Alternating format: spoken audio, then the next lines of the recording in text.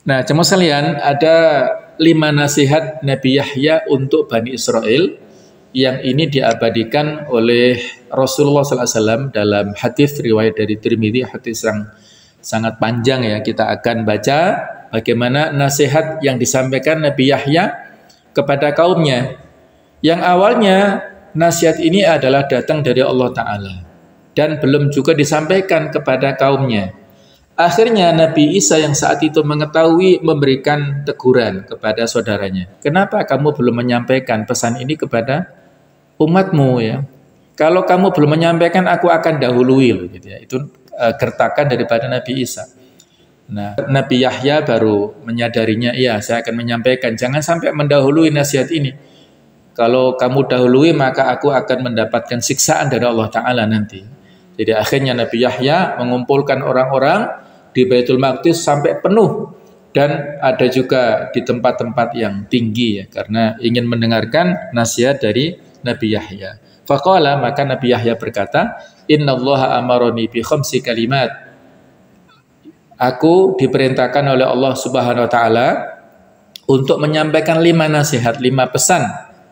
An a'mala bihinna, supaya aku mengamalkan, wa amurakum an ta'malu bihinna, dan aku perintahkan kalian untuk mengamalkannya. Jadi pesan ini untuk aku dan kalian semuanya. Bukan hanya kalian saja, tapi aku juga wajib melaksanakannya. Awaluhunna, pesan pertama, an ta'budullah wa la tusyriku bihi syai'a. Sama dengan agama kita ya. Yaitu hendaknya kalian beribadah kepada Allah Ta'ala dan tidak menyekutukannya dengan sesuatu apapun. Artinya tidak berbuat syirik. Tidak boleh menyekutukan Allah Ta'ala dalam hal ibadah, dalam hal menyembahan kepada Allah. Fokus kita beribadah kepada Allah, tidak boleh berbuat syirik. Wa inna mathala man asyraka billah. Permisalan, perumpamaan orang yang menyekutukan Allah Ta'ala itu adalah kamathali rajulin, seperti permisalan seorang laki-laki ishtara abdan min khalisi malihi. Jadi dia itu membeli seorang hamba sahaya dari emas atau dari perak, bidhahabin aw warikin. Jadi dia seorang laki-laki ini ya membeli seorang budak dari harta pribadinya. Apakah itu dari emas atau dari perak, dia membeli. Jadi laki-laki ini membeli seorang budak. Faqala hadhihi dari. Maka saat itu ya kepada hamba sahayanya itu mengatakan, hadhihi dari, ini adalah rumahku. Wa hadza amali, dan ini adalah pekerjaanku. Fa'mal wa'ati ilayya. Maka silahkan kamu bekerja dan laksanakan tugasmu kepadaku. Karena kamu sudah saya beli, silahkan kamu tempat di sini, kemudian kamu kerjakan pekerjaan-pekerjaan itu untukku. Fakana ya'malu, maka saat itulah dia bekerja, wa yu'ati ila ghairi sayyidi. Tetapi ternyata dia melaksanakan tugasnya itu bukan untuk tuannya, bukan untuk tuan yang membelinya tersebut. Nah, fa ayyukum yarda an yakuna abduhu kadzalik. Siapa di antara kalian yang merasa suka hamba sahayanya melakukan perbuatan itu? Nah, itulah sebuah permisalan dari Nabi Yahya tentang orang yang syirik itu ya. Bahwasanya orang yang syirik itu adalah orang yang telah melakukan pengkhianatan kepada tuannya.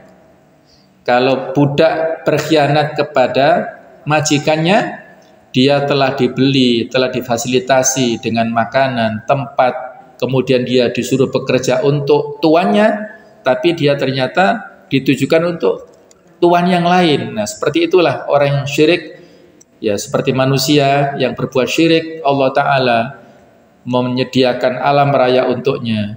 Semua fasilitas disediakan Allah kepada manusia, makanan, minuman, semuanya. Kemudian Allah memerintahkan untuk bekerja, untuk beribadah kepadanya saja. Ternyata manusia ini melakukan ibadah kepada selain Allah, minta rezeki pada selain Allah, sujud kepada selain Allah, berdoa kepada selain Allah. Maka perasaan ya dalam hal ini hanya sekedar permisalan, dan Allah sama sekali tidak sama dengan makhluknya ya. Ini dalam rangka untuk memberikan gambaran betapa pengkhianatan yang dilakukan oleh orang yang berbuat syirik ini sangat besar, sangat berat konsekuensinya, seperti seorang hamba sahaya yang berkhianat kepada majikannya itu. Nah, inilah pesan pertama yang luar biasa ya, untuk melakukan tauhid kepada Allah dan tidak boleh berbuat syirik. Yang kedua, wa innallaha amarakum bis-shalah. Sesungguhnya Allah memerintahkan kalian untuk sholat. Jadi perintah sholat sudah ada sejak dahulu ya. Sholat adalah berarti secara umum doa. Jadi kita memohon kepada Allah Ta'ala, ya kalau aplikasinya pelaksananya beda antara yang dilaksanakan pada saat dulu dengan yang kita laksanakan sekarang. Petunjuk teknisnya berbeda ya. Tetapi substansinya sama, penghambaan kepada Allah. Fa idza sholaitum fala taltafitu. Kalau kalian melaksanakan sholat, maka janganlah kalian menoleh, menengok ke sana kemari. Fa innallaha yansibu wajhahu liwajhi abdihi fi sholatihi ma lam yaltafit. Karena Allah senantiasa menghadapkan wajahnya kepada si hamba yang sholat itu selama ia tidak menengok.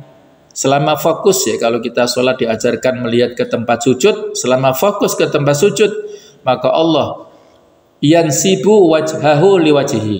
Jadi Allah memfokuskan pandangannya kepada wajah, kepada si hamba ini. Ini menunjukkan Allah memiliki sifat wajah, tetapi tidak boleh kita deskripsikan ya. Jadi saat kita fokus dalam sholat ke tempat sujud, maka Allah menghadap kita. Nah, tetapi kalau kita menengok ke sana kemari, yang dalam hadis dikatakan itu adalah pencuri dalam sholat ya. Pencuri dalam sholat ini ada dua versi. Yang satu adalah orang yang suka menengok kanan kiri, mendongakkan kepalanya ya pada saat sholat ya, jelalatan matanya. Kemudian juga pencuri dalam sholat bisa bermakna orang yang tidak tumakninah, yang tidak khusyuk dalam melaksanakan rukun-rukun sholat, rukuknya asal-asalan, sujudnya asal-asalan ya. Ada hadis yang berbunyi, ada orang yang sholat selama 60 tahun, tapi sholatnya tidak ada satupun yang diterima. Apa sebabnya? Sebabnya karena dia pada saat rukuk tidak menyempurnakan sebagaimana sujudnya, pada saat sujud tidak menyempurnakan sebagaimana rukuknya. Jadi rukuk dan sujud sebagai fokusnya di sini ya, harus kita sempurnakan. Intinya tumakninah, karena biasanya orang-orang yang gaya sholatnya itu terburu-buru dan cepat itu cirinya dari rukuknya dan dari sujudnya.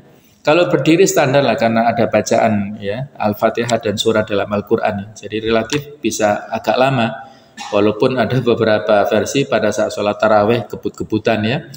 Tetapi yang lebih fokus adalah rukuknya dan sujudnya ini. Harus kita usahakan tumaknina, yaitu tenang dan khusyuk di sana. Nah ini poin yang kedua, sama nasihatnya untuk kita semuanya ini. Yang ketiga, wa amurukum bisyam, dan aku perintahkan kalian melaksanakan puasa ya, sama dengan kita. Kama kutiba 'alal ladzina min qablikum, sebagaimana puasa juga diwajibkan umat sebelum Islam ini, yaitu umatnya Nabi Yahya juga sama, diperintahkan puasa. Fa inna mathala dzalika kamathil rajulin fi isabatin ma'ahu surratun fiha miskun.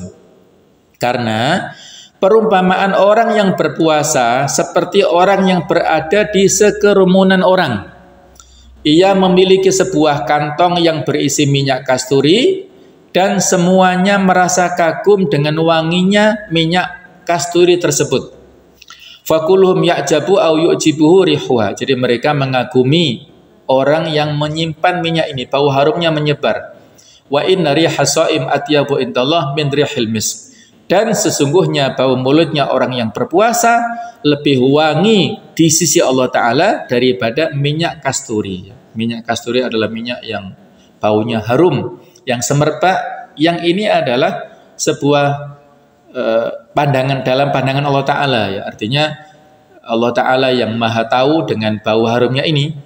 Jangan dengan alasan ini terus kita di hadapan orang lain kita buka mulut kita saat puasa ya, beda-beda ya. Artinya pandangan manusia berbeda dengan pandangan Allah Ta'ala. Kemudian yang keempat, wa amurukum bisadaqah, aku perintahkan kalian untuk sedekah. Fa inna mathala dzalika kamathal rajulin asarahul adu. Jadi permisalannya adalah seperti orang yang sedekah ini seperti orang yang ditawan oleh musuh. Fa'awthaku yadahu ila unukihi wa qaddamuhu liyadribu unukahu. Pada saat itu musuh mengikat tangannya sampai ke lehernya dan mereka pun hendak memenggal kepalanya. Faqala, maka lalu orang ini berkata, ana aftihi minkum bil qalili wal katsir fafada nafsahu minhum. Aku akan menebus diriku dari kalian, baik dengan harta sedikit maupun banyak, lalu dia pun mampu menebus dirinya dari mereka. Artinya orang yang bersedekah itu sudah menebus dirinya dari api neraka sehingga dibebaskan ya. Seperti dia ditawan musuh, sudah mau dipenggal lehernya, tapi dia menebus sehingga dibebaskan, orang ini tidak jadi dipenggal lehernya. Seperti itu ya. Kalau kita sedekah, maka kita akan terbebas dari api neraka insyaallah dan dari bala. As-shadaqatu tudfi'ul bala. Sedekah itu bisa menghilangkan musibah di dunia dan akan membebaskan kita dari api neraka. Pesan kelima, wa amurukum an tadhkurullah. Aku perintahkan pada kalian untuk berzikir kepada Allah. Fa inna mathala dzalika. Permisalannya orang yang zikir itu adalah kama thali rajulin, seperti permisalan orang yang kharajal adu fi atharihi siraan. Dia dikejar oleh musuh dengan cepat ya. Dia lari kemudian dikejar cepat oleh musuhnya. Hatta idza ata ala hisnin hasinin fa ahraza nafsahu minhum. Sehingga pada saat dia mendatangi sebuah benteng yang sangat kokoh dan dia pun melindungi dirinya dari musuh di dalam benteng tersebut. Kadzalikal abdu la yuhrizu nafsahu minasyaiton illa bidzikrillah. Demikian pula seorang hamba, ia tidak bisa melindungi dirinya dari syaitan kecuali dengan berzikir kepada Allah Subhanahu wa taala. Ya, inilah luar biasa manfaat daripada zikir ya. Syaitan akan selalu menggoda kita, maka seperti kita berlindung di balik benteng, tidak diganggu syaitan. Caranya bagaimana bentengnya? Yaitu dengan berzikir ya. Sehingga ada kitab kecil namanya Hisnul Muslim, benteng seorang muslim, isinya adalah berzikir ya. Nah, jemaah sekalian rahimakumullah, Nabi Yahya mengakhiri nasihatnya lalu ia turun dari mimbar dan kembali ke gurun. Di gurun itu hanya terdapat pasir yang berterbangan dan tiada suara lain selain suara angin dan napas pohon serta suara-suara kaki-kaki binatang buas dan gerakan batu-batu gunung.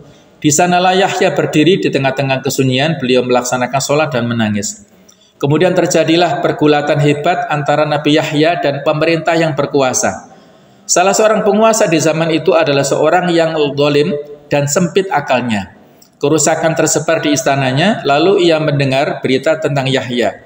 Ia heran karena banyaknya manusia yang memberikan penghargaan dan penghormatan yang luar biasa kepada Yahya, sedangkan ia sebagai seorang raja tidak mendapatkan penghormatan yang sedemikian besar ya.